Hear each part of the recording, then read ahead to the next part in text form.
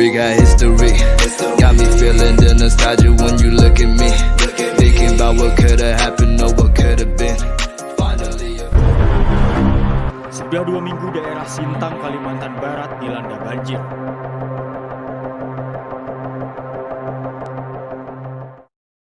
Memimpin adalah menderita, bukan menumpuk harta, ujar Bapak Agus Salim yang sekaligus menjadi penamaan dalam tim kami.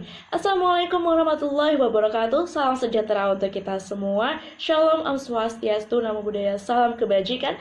Perkenalkan, nama saya Zahra Angelia Asmariati selaku pembicara pertama yang akan menjelaskan tentang definisi, latar belakang serta urgensi mosi kita pada kali ini, yakni Dewan ini percaya pertambahan penduduk membuat percepatan deforestasi.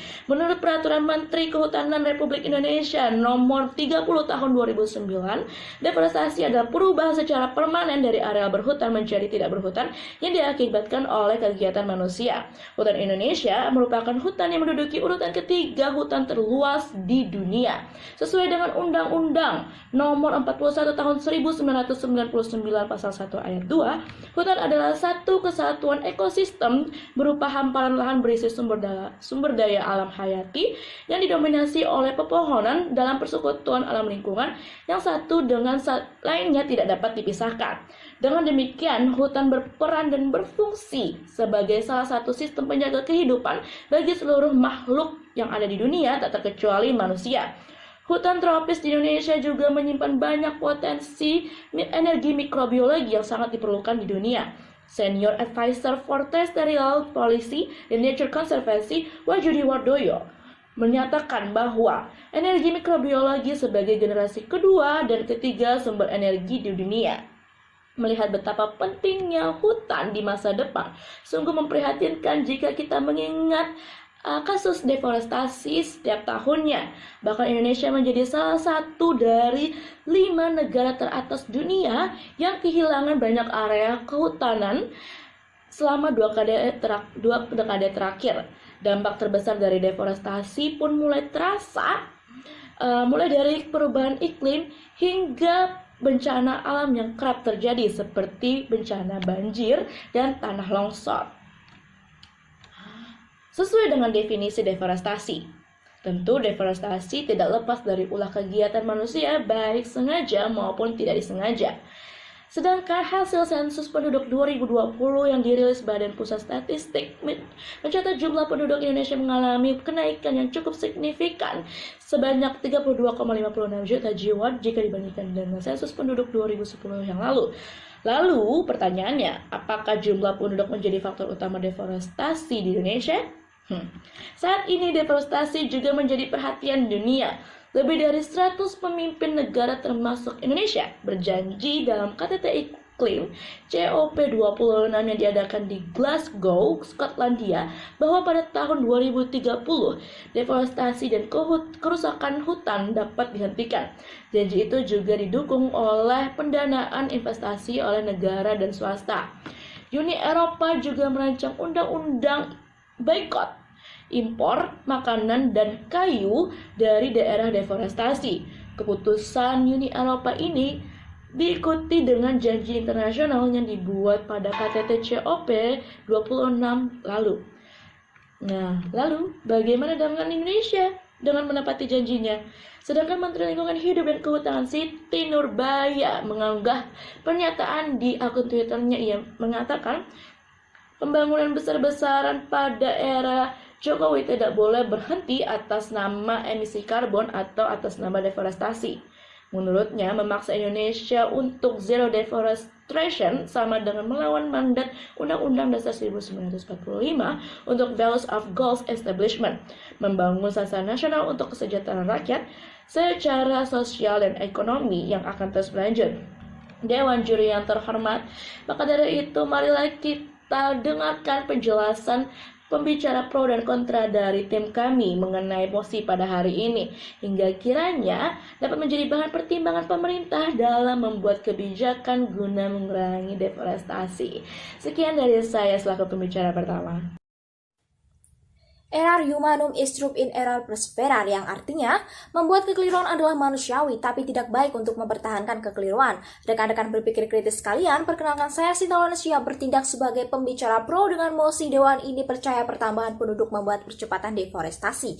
Sebelum dilanjut, saya akan memaparkan 4 dari dampak deforestasi. Yang pertama, turunnya keanekaragaman hayati baik flora atau fauna yang endemik di area hutan tersebut. Resiko kepunahan tidak dapat dihindarkan apalagi deforestasi berjalan cukup masif. Yang kedua, memicu terjadinya bencana alam seperti terjadinya tanah longsor atau banjir. Yang ketiga, adanya perubahan siklus air di bumi sebab hutan merupakan sumber resapan daerah air yang nantinya akan menjadi awan hujan. Yang keempat, hilangnya kawasan konservasi dan juga budaya.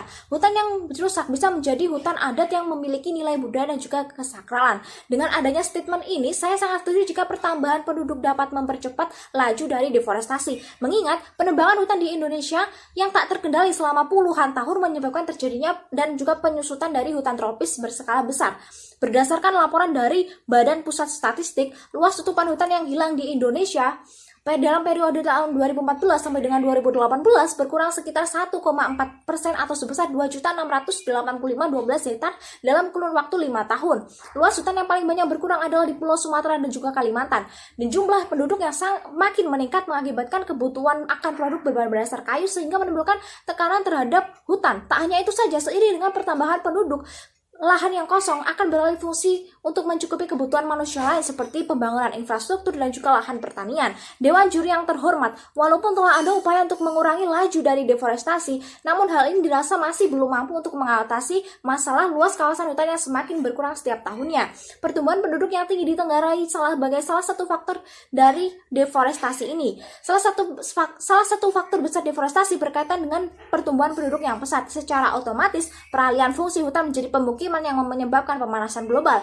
Kerusakan hutan yang ada di Indonesia terus mengalami peningkatan dan dapat kita ketahui sendiri dari data Greenpeace. Indonesia adalah negara penyumbang gas emisi karbon ketiga setelah negara Amerika Serikat dan juga Tiongkok yang sebesar 80% disebabkan oleh pembakaran hutan. Mengacu pada Undang-Undang Republik Indonesia Nomor 32 Tahun 2009 tentang perlindungan dan juga pengelolaan lingkungan hidup merumuskan bahwa lingkungan merupakan kesatuan ruang yang semua benda, keadaan, makhluk hidup termasuk di dalamnya manusia dan perilaku mempengaruhi kelangsungan kehidupan dan juga kesejahteraan makhluk hidup lainnya. Dalam definisi ini terlihat jelas bahwa manusia memiliki andil yang besar di dalam mempengaruhi keberlangsungan dinamika lingkungan. Data Kementerian Lingkungan Hidup dan Kehutanan dari hasil pemantauan kualitas air bahwa tahun 2016 Indonesia sangat-sangat buruk sekali ke kategori tercemar berat airnya sebanyak 68%. Mengacu pada peraturan pemerintah Republik Indonesia Nomor 82 Tahun 2001 tentang pengelolaan kualitas air dan pengendalian pencemaran air, bahwa dampak negatif dari pencemaran air ini sendiri memerlukan nilai atau juga biaya untuk pemulihan kualitas baik dari sisi ekonomi maupun sosial budaya. Data dari Badan Nasional Penanggulangan Bencana atau BNPB pada tahun 2018 terdapat 3,9 juta jiwa membutuhkan air bersih. Tidak dapat dipungkiri memang jika pertumbuhan penduduk yang semakin bertambah. Namun pemerintah juga sebagai penanggung jawab atas adanya degradasi dan juga masyarakat yang turut berperan aktif sebagai bukti untuk dapat mengurangi risiko berlebih seperti dengan melakukan reboisasi terhadap lahan yang mengalami degradasi. Selain itu, pengelola kawasan hutan juga harus memiliki sertifikasi. Salah satu contoh sertifikasi ini adalah PHPL atau pengelolaan hutan lingkungan lestari. Jadi proses penggundulan hutan bisa diminimalisir atau dicegah. Ditambah lagi adanya audit secara rutin untuk melihat apa saja kesalahan yang terjadi sehingga bisa dapat segera untuk dievaluasi dan diperbaiki. Sekian yang saya dapat sampaikan, terima kasih. Ut sementem deseris eta metes, yang artinya siapa yang menanam sesuatu maka dia yang akan memetik hasilnya. Dewan juri yang terhormat serta rekan-rekan yang saya hormati, perkenalkan saya Isriani selaku pembicara ketiga tim Agus Salim akan memaparkan argumen dalam perdebatan kali ini berdasarkan sisi kontra. Saat ini kita mengetahui bahwa deforestasi merupakan permasalahan global yang harus segera diselesaikan dengan cepat dan tepat, mengingat deforestasi berdampak buruk langsung terhadap kehidupan manusia. Di antaranya, deforestasi dapat menimbulkan terjadinya global warming sehingga memberikan dampak langsung terhadap perubahan iklim dunia.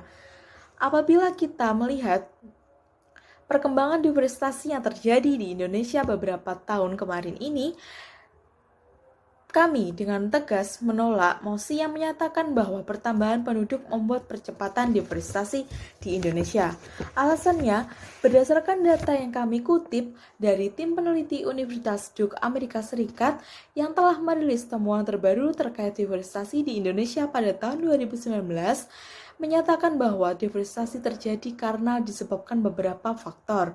Dan dari faktor yang disebutkan tim peneliti tidak menyebutkan bahwa pertumbuhan penduduklah yang menyebabkan percepatan deforestasi terjadi. Justru, industri perkebunan dan pertanianlah yang merupakan faktor utamanya, yang disusul dengan sektor kelapa sawit yang telah mengakibatkan deforestasi sebanyak 2,8 juta hektar atau sekitar 23% dari kerusakan hutan nasional.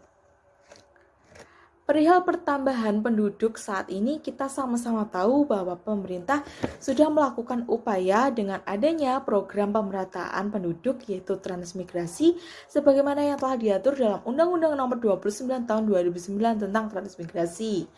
Dewan Juri yang terhormat, mari bersama-sama kita melihat berdasarkan sumber dari Badan Pusat Statistik pada tahun 2020, kenaikan jumlah penduduk dari SP 2020 meningkat sebanyak 32,56 juta dibandingkan hasil SP 2010.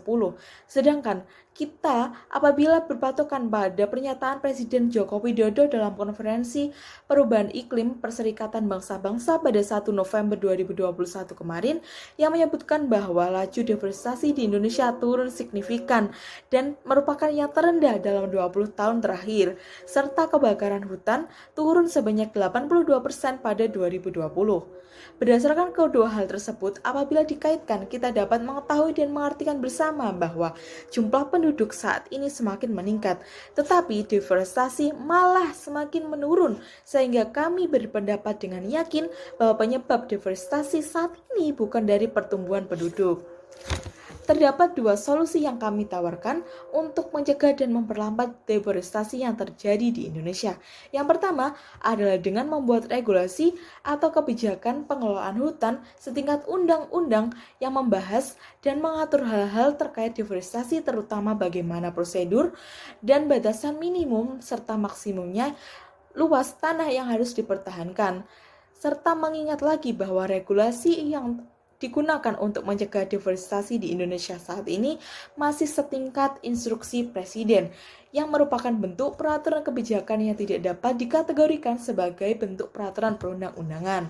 Yang kedua adalah dengan mengoptimalkan peran serta masyarakat bersama dengan masyarakat pemerintah untuk memaksimalkan upaya-upaya pencegahan deforestasi yang telah terjadi, misalnya dengan reboisasi atau penanaman kembali. Sekian dari saya, terima kasih. Nah, pada akhirnya dapat kita ketahui bahwa pembicara pro dan kontra sebenarnya memiliki tujuan yang sama, yakni sama-sama menginginkan penurunan deforestasi demi menjaga keseimbangan alam. Namun terdapat titik perbedaan antara pembicara pro dan kontra, yakni pembicara pro menyatakan bahwa penambahan penduduk mempercepat laju deforestasi, mengingat bahwa semakin meningkatnya jumlah penduduk, maka semakin meningkat pula jumlah kebutuhan yang harus dilengkapi sehingga terjadi pengalihan fungsi demi mendukung pembangunan seperti infrastruktur dan lahan pertanian sebagai sumber pangan penduduk. Sedangkan pembicara kontra menyatakan bahwa penambahan penduduk bukan lagi faktor terbesar meningkatnya deforestasi. Dibuktikan dengan data yang telah disajikan oleh pembicara kontra, perbandingan jumlah penduduk dengan deforestasi berbanding terbalik. Jumlah penduduk semakin bertambah namun deforestasi saat ini menurun. Deforestasi justru sering terjadi karena perubahan alih fungsi lahan sebagai industri, perkebunan, dan pertanian, antara lain kelapa sawit. Pertama, ada solusi yang kami tawarkan, yakni membuat regulasi atau kebijakan pengelolaan hutan setingkat undang-undang yang membahas dan mengatur hal-hal terkait deforestasi. Kedua, mengoptimalkan peran serta masyarakat dan pemerintah dalam memaksimalkan upaya pencegahan deforestasi seperti penanaman hutan kembali atau reboisasi pada tanah yang telah gradasi. Terakhir pesan dari kami, setiap kebijakan dengan dasar pembangunan juga harus menganut asas salus populus supremalis exto, yakni adalah keselamatan rakyat adalah hukum tertinggi. Sekian dari kami tim Agus Salim. Wassalamualaikum warahmatullahi wabarakatuh.